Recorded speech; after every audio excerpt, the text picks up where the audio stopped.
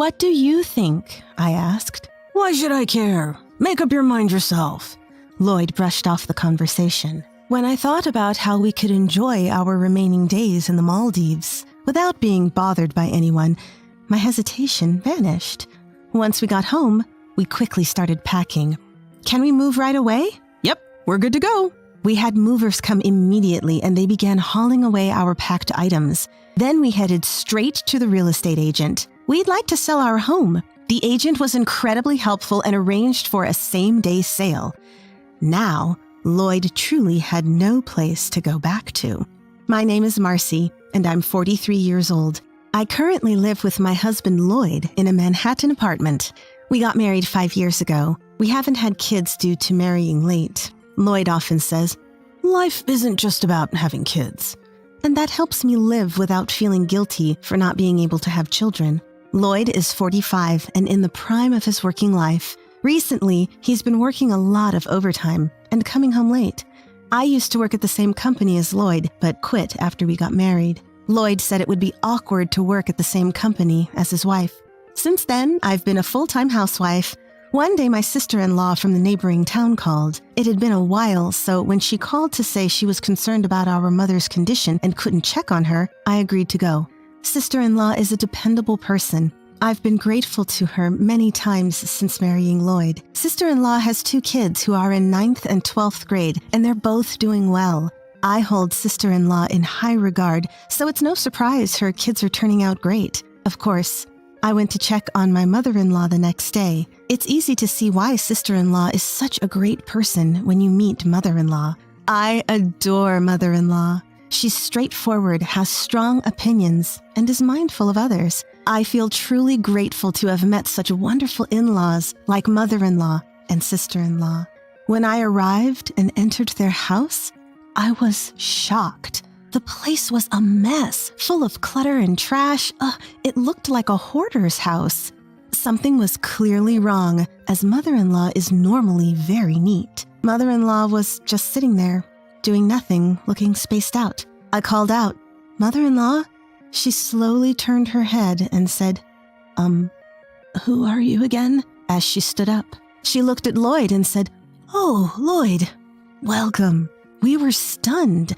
Concerned by the sudden change in mother-in-law, we quickly made a doctor's appointment for the next day. After several tests, the results came back. She had dementia. Moreover, she needed long-term care. We called sister-in-law to come to the house and discussed what to do next. Taking care of someone long-term means that we'd need to look after my mother-in-law indefinitely at her home. Of course, public programs and private services are also options, but my sister-in-law offered, "Marcy, thanks for everything. I'll take it from here." Surprisingly, Lloyd objected.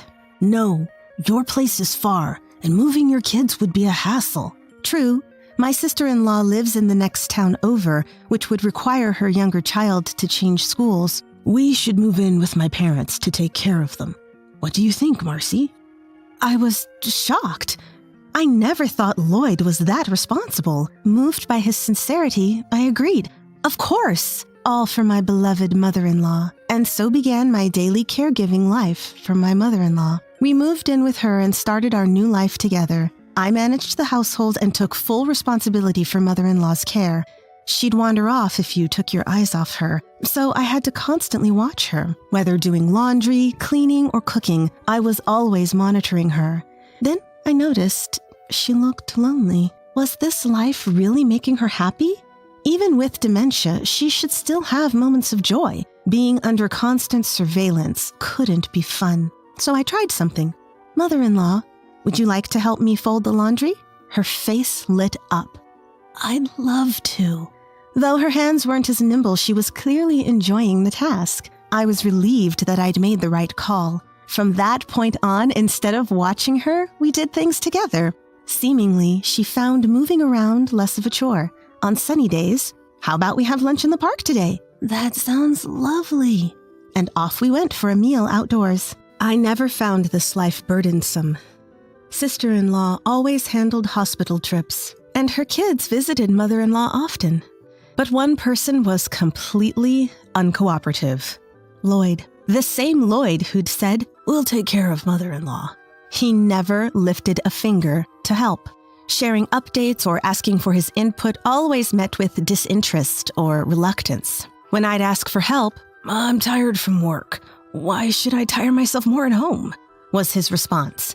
He'd been working late, so maybe he was tired, but some help would be nice. He didn't even talk to mother-in-law. When I'd suggest plans for her, "Why should I care? Decide yourself." He'd brush me off. As it stood, it seemed Lloyd only came home to sleep. Things had gotten to a point where it seemed like Lloyd was coming home from work just to sleep. One evening, 11 p.m. came and went, and Lloyd hadn't returned. He'd often been saying he was working late, coming home just past 11, so I assumed that was the case tonight and went to bed first. However, I found it hard to fall asleep that night. As I lay there, the clock ticked past midnight. Where's Lloyd? I thought, just as I heard a car outside. It's unusual to hear a car at this hour, so I looked out the window. The person getting out of the car was Lloyd, and in the driver's seat, there was a woman. They both got out and smiled at each other, and unbelievably, they kissed. Not just for a moment, they lingered. I spontaneously took photos with my phone, amazed at myself for doing it. The house has a bedroom on the first floor. Our bedroom window isn't far from the car, and the photos captured everything clearly.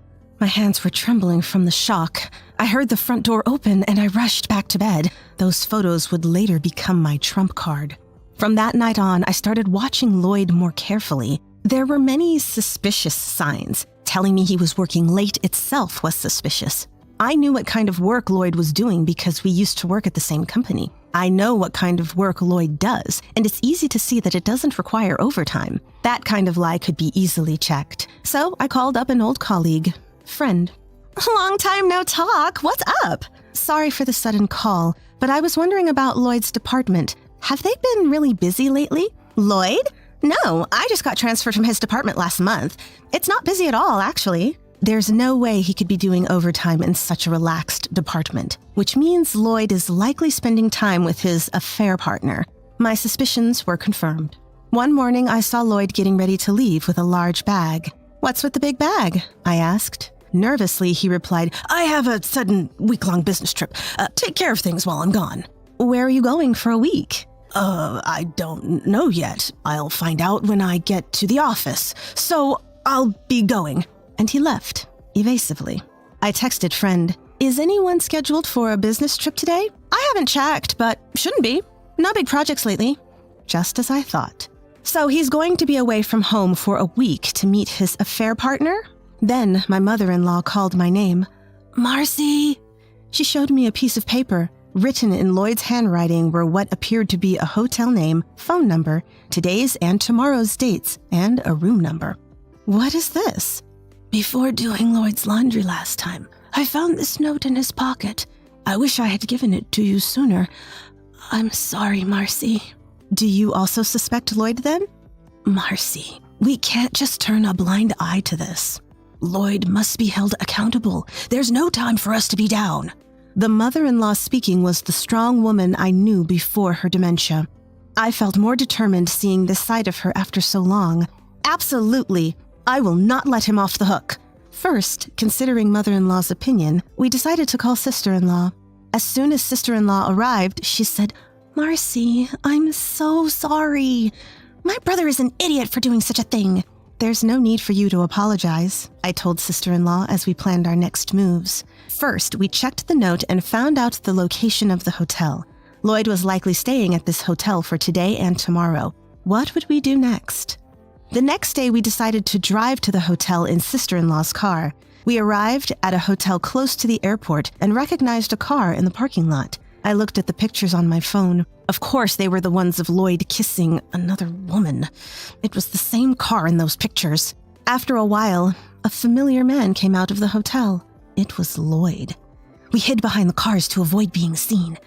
Soon after, a woman came out and cozily linked arms with Lloyd. As I captured the scene with my phone, I couldn't believe what I saw. Both mother-in-law and sister-in-law were speechless. There was a little boy, about 1 year old, with them. The child happily held Lloyd's hand. The three walk happily. and they all walked off looking like a happy family. The real wife, me, was the one capturing this scene. Feeling miserable was the least of my concerns. The three of them headed to the airport, leaving their car at the hotel. Once they arrived at the airport, they laughed and killed time before disappearing into a flight gate. The destination was the Maldives. There was no longer any reason to hesitate, thinking about how Lloyd would spend the remaining days there without any disruptions. When we returned home, we immediately began packing.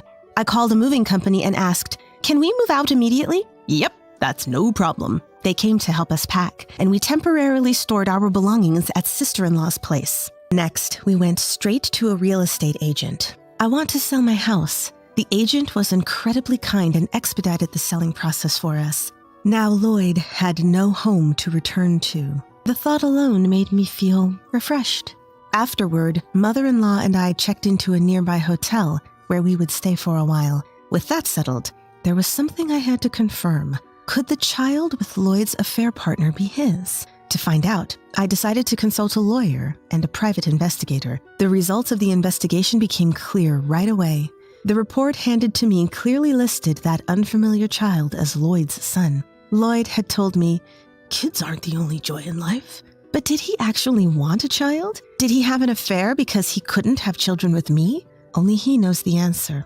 But I can't keep this inside, as even my mother-in-law told me. I will never forgive him. 7 days later, my phone rang. It was Lloyd. "Hey, where are you? I can't get into the house. The key's not working." "That's because I sold the house." "What are you talking about?" "Hope you enjoyed your 6-day, 5-night trip to the Maldives. Must have been fun with your family of 3. Made some good memories, did you?" I could tell Lloyd was stunned on the other end of the line. I continued, "Your house is no longer there. We've moved and sold it. You should go back to your own child and that woman." "Wait, you misunderstand. That's not my kid. I was fed up with Lloyd's excuses and unleashed all my anger. "Don't you dare play games with me. You think your excuses are going to work now? I never want to see you again." For the first time, my usually talkative husband was silent. On speakerphone, my mother-in-law chimed in. "Lloyd, just so you know, there's no escaping this. We have all the evidence, and our lawyer is listening to this call. You'll be getting a compensation claim from Marcy, so pay it without arguing. Also, from now on, I'm cutting off any mother-son relationship with you. Don't think you can fall back on me, and you can forget about any inheritance." "What? Mom, you're clearly not suffering from dementia." "Can you believe it?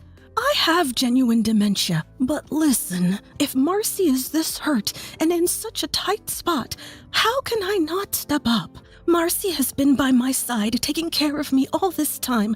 I can't just sit around being a useless mother-in-law when I can't even repay her kindness." Hearing those words, tears flowed from my eyes, even after what my husband did to me. I felt truly blessed to have such a kind mother-in-law and a supportive sister-in-law. I was the luckiest daughter-in-law.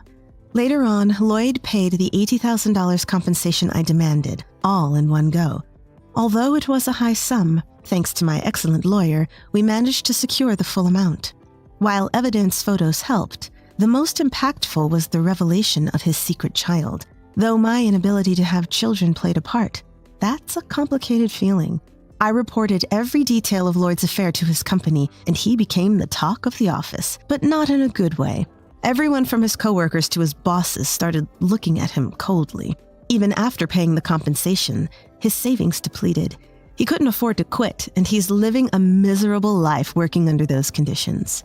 His affair partner turned cold on him once the money ran out, and he isn't even allowed to see his child.